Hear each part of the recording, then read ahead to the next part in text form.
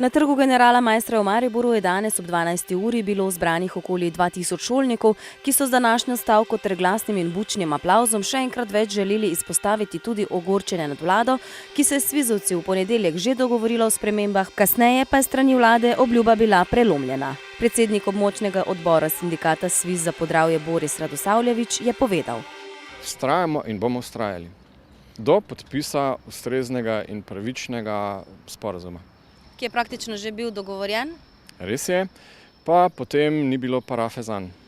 Ker še vedno velja vsesplošno prepričanje, da gre učiteljem dobro, saj imajo počitnice, izlete, športne dneve, je dobra informacija ta, da je bil tudi zaradi zahtev Računskega sodišča končno sprejet pravilnik o delovnem času.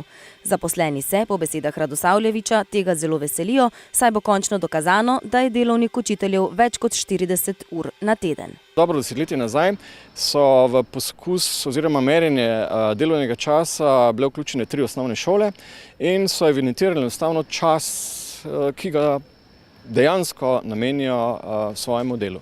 Na šoli, kjer so bili najbolj leni, je povprečno učitelj na teden delal 42 ur.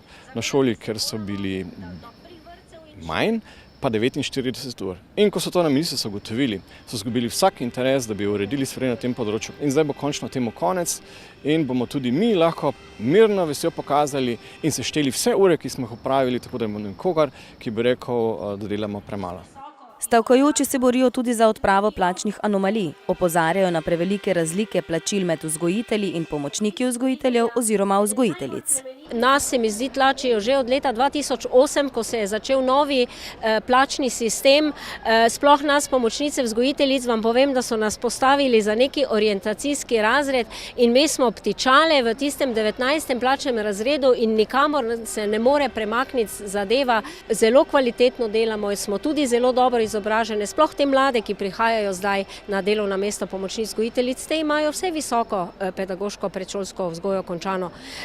In mislim, da si za svojo kvaliteto vendarle tudi zaslužijo malo boljše plačilo.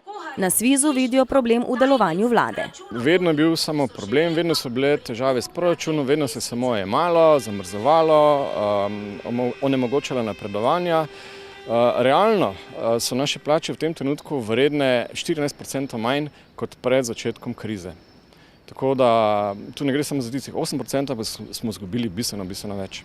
Mi bomo vztrajali in res želimo, da se nam enkrat prizna mesto v vzgoji in izobraževanju, mesto v svetu. Če nas svet priznava in govori, da smo dobri, da imamo dobro šolstvo, da imamo dobro vrtčevsko politiko, zakaj potem to politiki, naši finančniki, naši ministri zatirajo?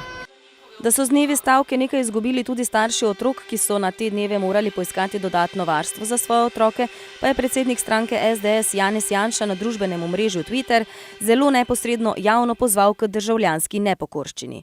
Za komentarje in razlago o izjavi danes predsednik mariborske stranke SDS ni bil dosegljiv oziroma ni želel komentirati, saj o tem, kot pravi, ni bil obveščen. Kljub temu pa je danes veliko organizacij in posameznikov nudilo različne aktivnosti za otroke, ki niso imeli urejenega varstva ali so želeli dan izkoristiti drugače. Na mariborskem Pohorju je danes brezplačno smučalo okoli 490 osnovnošolcev. V Planet Tuš v Mariboru so imeli akcijo pod imenom Ne grem k pouku, ampak na bowling. Pripravili so bowling za samo 6 evrov na uro med 10. in 16. uro. V Mariboku so pripravili dodaten matinejski program. Do zaključka pričakujejo podoben obisk, kot so ga imeli na dan februarske stavke, to je okoli 500 otrok. Nekatera gospodarska podjetja pa so celo organizirala varstvo otrok svojih zaposlenih. Na ta način so posamezniki dokazali, da razumejo in na nek način podpirajo stavkajoče.